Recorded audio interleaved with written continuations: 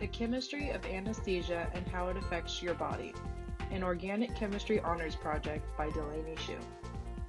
What is general anesthesia?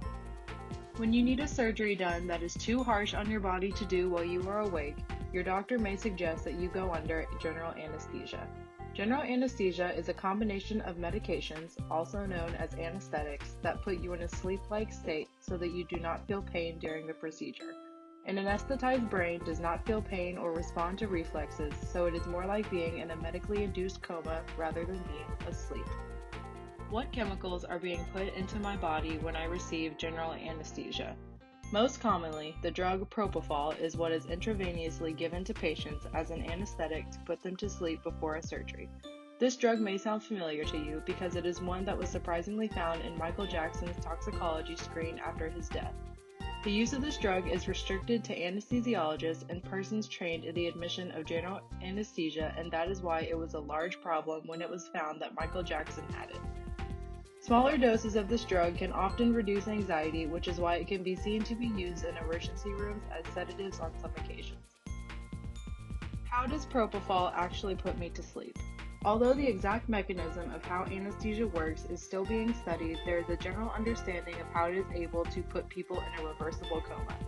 Anesthesia was first used in the United States at Massachusetts General Hospital in 1846, and it has come a long way since then.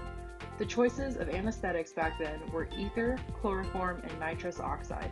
Now, there is a widely accepted theory that anesthetics enter your bloodstream and your brain and change the way neurons fire. GABA, also known as gamma-aminobutyric acid, is an inhibitory neurotransmitter that, when activated, can cause the firing of a nerve cell to either slow down or shut off completely.